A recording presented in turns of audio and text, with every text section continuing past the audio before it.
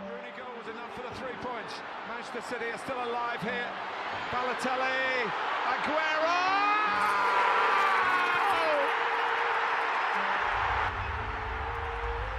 Ladies and gentlemen, that right there is one of the greatest and extraordinary points in the history of the Premier League and the entire sport. Football fans are well versed of it. The scream, the fairy tale, the historic significance it will forever entail in the ripples of time. If you're not familiar with the lore, this is a quick rundown. For 44 years, in the sumptuous dynasty of Greater Manchester, in the wondrous myth of English football, there was only one club in Manchester, and that was Manchester United, the Red Devils. Their fans adored them, England prided them, Europe distinguished them, reeling off records, honors, and trophies. They abode at the Theatre of Dreams, a symbol of standard, culture, excellence, and glory. They were the club. But northwest from the home of Manchester United laid another in the infamously dubbed Temple of Doom. One whose lore was of neglect and abandonment, of relegation and humiliation, trophyless for decades, not a single league title in half a century. The oldest club of Manchester, the sky blue dawning citizens, Manchester City. Yet no one knew of them, unrecognized and cast aside. But in 2008, one man from the Middle East came forth, and suddenly, the Red Devils saw a blue moon on the horizon. 4 years and £1 billion of investment later, the story changed. There were two clubs in the Premier League title race, as the final lap commenced on May 13, 2012. Red versus Blue, Citizens versus Red Devils, Manchester United versus Manchester City. The prestige of England's most coveted title allured the Blue sides for half a century. The curse of history too severe and burdening to defeat. No one believed they could do it. Not England, certainly not United, and even themselves. Tied on points into the final match with the Sky Blues just ahead on goal difference. One final win and history gets rewritten. They become champions of England. But the cruelty of precedence took shape of the narrative. United won their match, but City lost their lead against Queen's Park Rangers, down 2-1 in the 90th minute. Referee signaled 4 minutes of additional time. It all seemed over. The Devils were still in their reign of tyranny. But then, hope. Edin Dzeko headed the ball in after 91 minutes and 14 seconds, tying the match. A glimmer of light prevailed. And then, 93 minutes and 20 seconds in, the miracle happened. That Rooney goal was enough for the 3 points. Manchester City are still alive here. Balotelli, Aguero!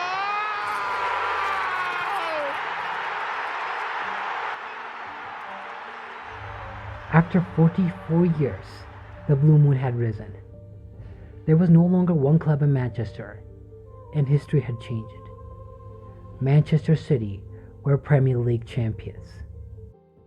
Those 126 seconds of injury time are part of the club's emotional founding myth.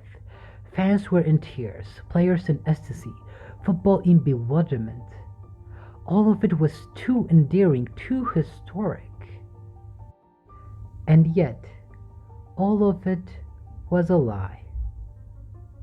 This wasn't a David versus Goliath story, an underdog versus status quo tale. This was one oil state-owned club usurping another wealthy one and the entire world of football. For those teary-eyed Man City fans, that championship was a football miracle. But for the club's critics, it was merely a matter of time. You see, City's title win wasn't just about a fairy tale, nor the billions spent to make the club competitive. It was far deeper, a pulverized distortion of football ethos, a contamination of the very root of the game. This isn't the classic story critics had preached, the tale where a rich sheikh came from Abu Dhabi, splashed billions and made City successful. Oh no. Only if it were that simple. This is one of the greatest deceptions ever schemed, a tale of political dice, money laundering, a continent-wide extortion deception, the raid of an entire league, and a global empire whose grip stretches from Montevideo to New York City to Paris, down to Melbourne, up to Shenzhen, to Abu Dhabi, and all the way back to Manchester. An elaborate architectural setup, it isn't just about survival of the fittest, it's also survival of the richest. This is football capitalism. This is the biggest scam in the history of football.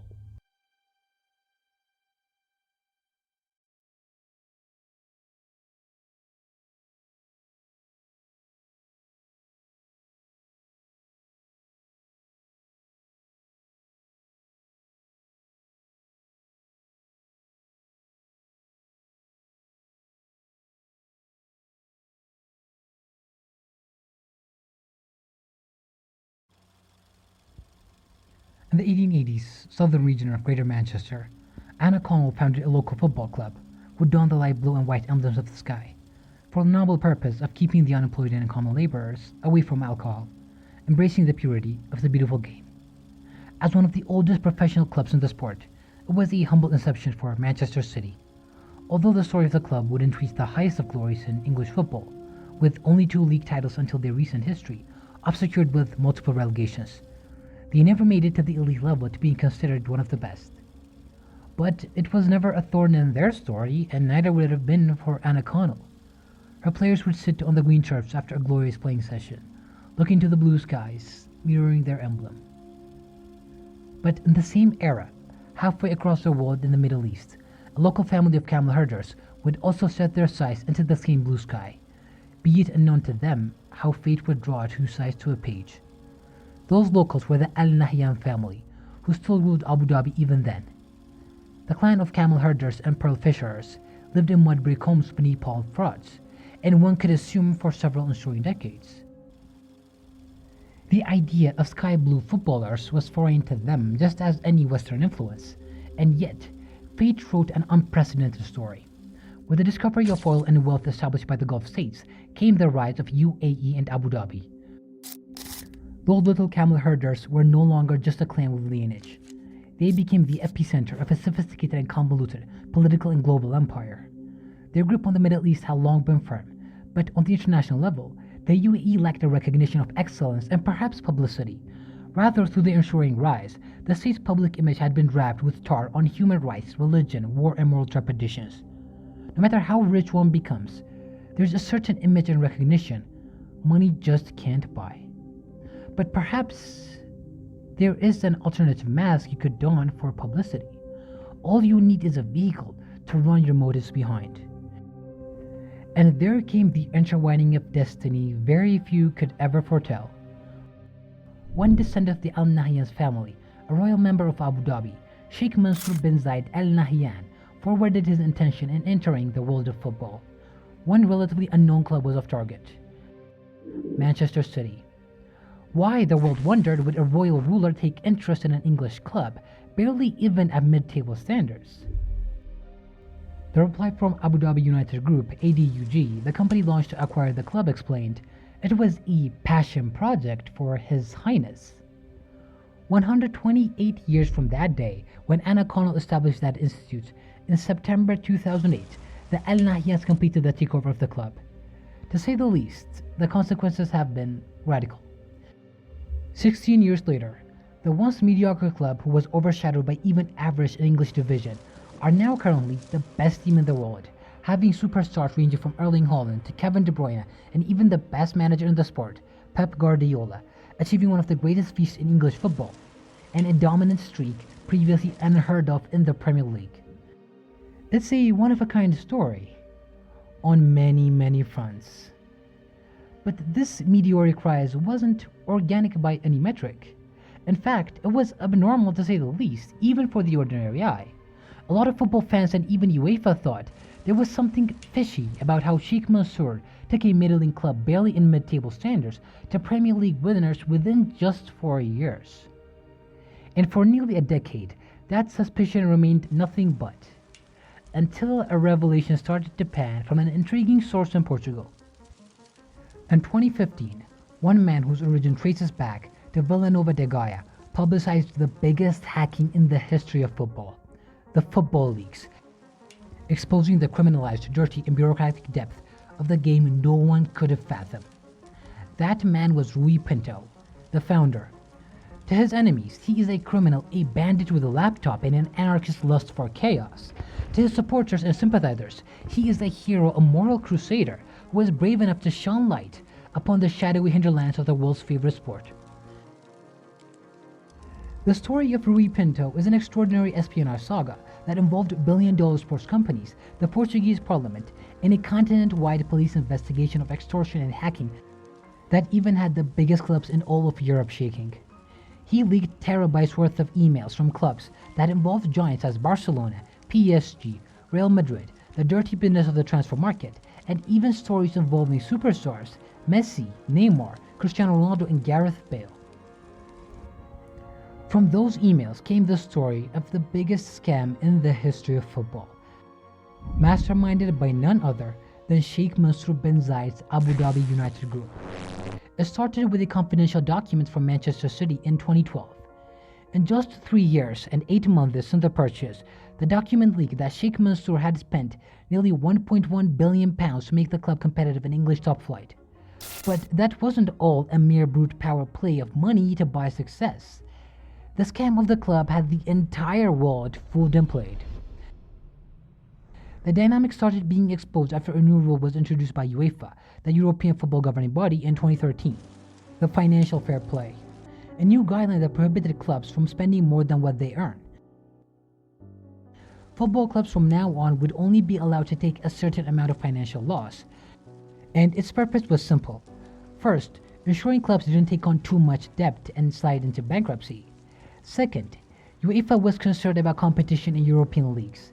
They wanted to forbid clubs from spending more than what they brought in. Clubs like Manchester City and PSG, who simply had wealthy owners, now could no longer spend their way to success anymore. They had to earn their money. Now, you might be a bit confused here, asking, wait, how is the business of football supposed to work? Allow me to explain. Well, first, clubs start from the bottom in the same pool as all the rest, but differences start to occur based on their performance. One club starts playing good football and becomes successful, hence they attract more people. Their games become televised more and more, with that sponsors take interest.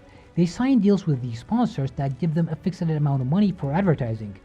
That money becomes a part of the club's revenue. They can buy players with it, pay their employees, build their stadiums, and so on. The model functions very well for a while, but at some point, clubs start taking losses. When a club becomes too ambitious or perhaps plans off their budget, they spend way more than they earn. That is shown as a loss in a club's report at the end of the season. So now they have to cut costs. The only way to fix this is by reducing your expenses. Club owners can't invest their own money into the club. That would still be considered a loss. Revenues should be generated from external sources, not within. The rules from UEFA was centered around this issue. Clubs would only be allowed to lose a certain amount of money every year.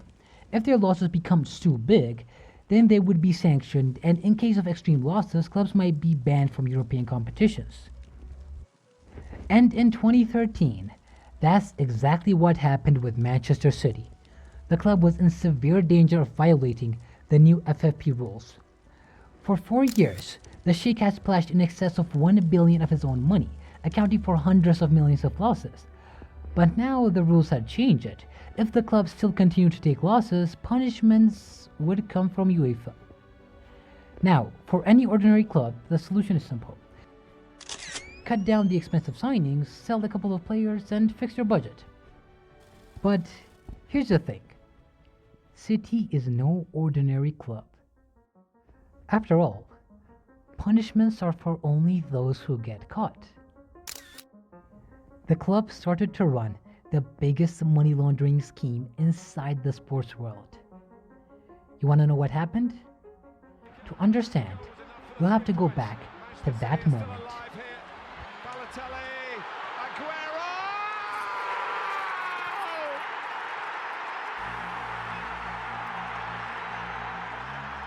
Every Manchester City fan is intimately familiar with this scream, immortalized by the voice of Martin Tyler. After 44 years, for the first time, City became Premier League champions. On the sideline was a 47-year-old man draped in an Italian flag, who just led the team to a historic feat. Manager Roberto Mancini, an electrifying coach the club had brought from the Serie A, having won 3 titles and 4 Coppa Italia trophies under his name. Mancini had just brought the club's first title in almost half a century. But he would soon fall victim to his boss's ambition. Just 1 year later, Mancini was sacked because the team proved unable to defend his title. Failure is intolerable in the face of Abu Dhabi. But this firing came at the cost of paying Mancini a compensation package that adds to the club's spending.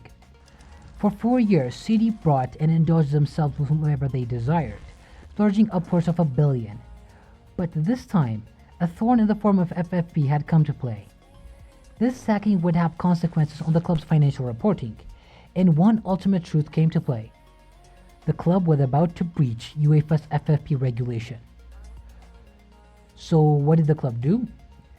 To put it in an extremely good manner, let's just say they started to make creative solutions.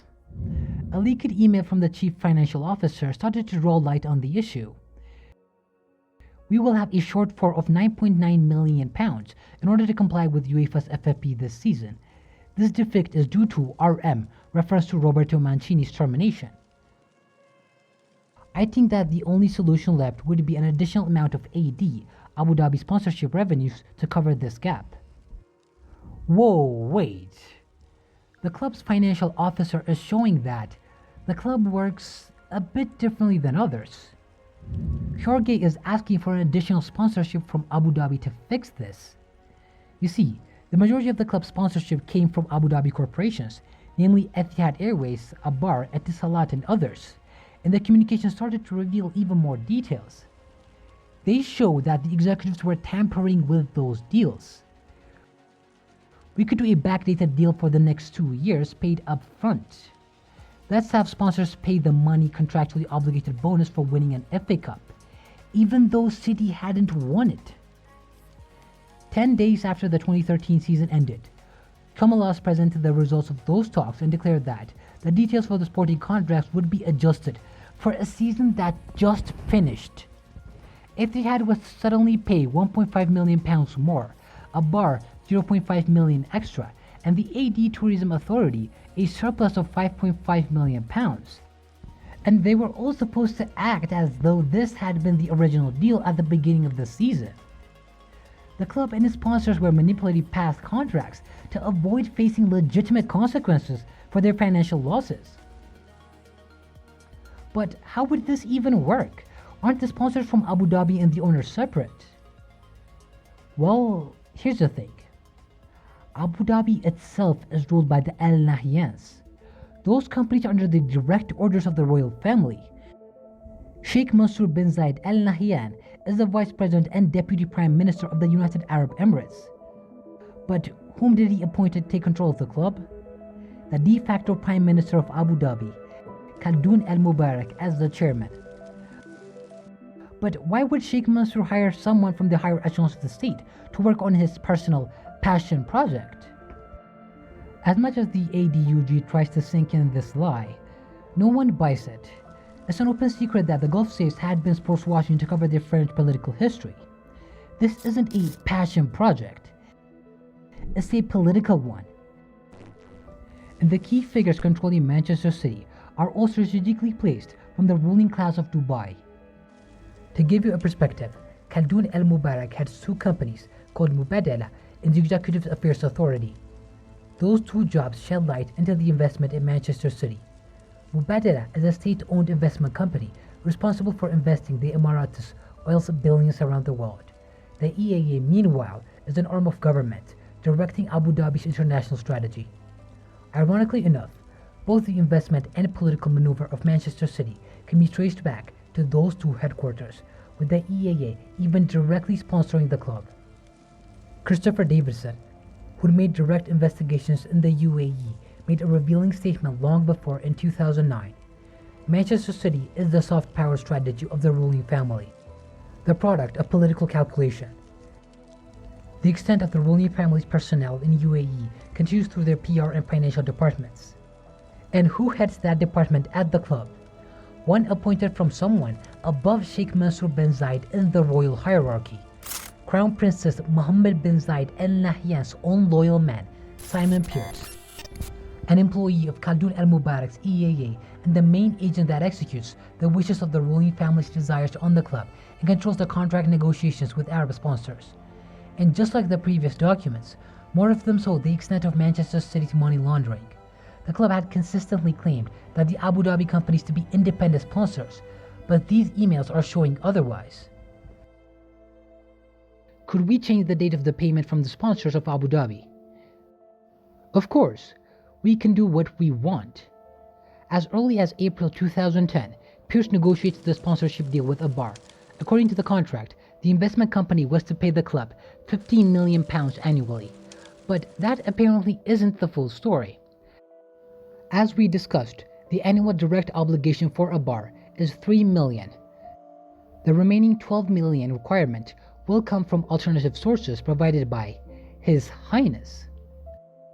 With just a single sentence, Pierce confirmed the accusations that his club had repeatedly indecently rejected, namely that His Highness Sheikh Mansour paid a portion of the sponsoring money himself. Etihad Airways, one of the world's largest airlines based in Dubai, played along. Etihad's direct contribution remains a constant $8 million. At that time though, Etihad's contractual sporting obligation was £35 million. But the airline's revenue showed they cannot afford to pay that much to Manchester City, especially not in 2015. So how does it even work? Apparently, companies like Etihad and Abu Dhabi wait for ADUG, the company that owns Man City and belongs to Sheikh Mansour, to wire them the money. This is how it works. Man City draft fake contracts with enormous high sponsor fees, but the Abu Dhabi sponsors themselves cannot afford to pay that. So the solution is simple. Sheikh Mansour's ADUG wires the sponsoring companies the money. The sponsors then forward it to Man City. The money is then routed through the partners and then forwarded onto us. That way, the revenue will not be considered as that of Sheikh Mansour, but from an external source. That is vital when it comes to UEFA's FFP rules. If the clubs go on a shopping spree with the Sheikh's money, those expenditures must be declared, which quickly puts the balance sheets into direct losses. If, however, that money can be disguised as being from sponsors, then the club can spend splendidly without fear of sanctions. That at least was how things were done in 2015. At the time, the deal with Etihad was bringing in £67.5 million annually. Please note that out of those £67.5 million, £8 million should be funded directly by Etihad and £59.5 million by ADUG. It's these supplements to Abu Dhabi sponsorship deals, paid by the Sheikh and his alternative sources, that are openly designed and discussed internally, but vehemently and aggressively denied in public. Another leaked email from 2011 showed contradictions even among Etihad, with a payment of an agreed £4 million paid, but City reported a remaining £8 million fee. And then in a message of clarification from Etihad themselves, an email showed that the remaining $8 million was supposed to be handled separately by the EAA, Khaldoun Al Mubarak's company, and not Etihad. An email from Simon Pierce from 2013 made an admission that the payment routes can't be shown for obvious reasons. Manchester City's financial reports were a web of lies constructed to fool the world. Multiple cases of false contract inflations and deceptions were documented. By the time Martin Tyler screamed Aguero into the mic in May of 2012, internal City calculations noted that £127.5 million had already been pumped in as supplements to Abu Dhabi United partnership deals. That is a competitive advantage that no club in the world can keep up with. Except perhaps one, Paris Saint-Germain, which is bankrolled by another gas-rich state, Qatar. But inflated sponsorship and backtracking only gets you so far. FFP rules were still a bottleneck they couldn't get rid of. So, Manchester City set up another secret project aimed at hiding Costas. Join us on the second episode as we explore it all: Manchester City's war on journalism, UEFA, and any legitimate challenge they faced. It is a remarkable story involving discreet multi-million-pound donors to the British governing party, an Icelandic bank that went bust, and a sports company that hides its dirty traces from Luxembourg, Liechtenstein, the Bahamas, and all the way to Switzerland.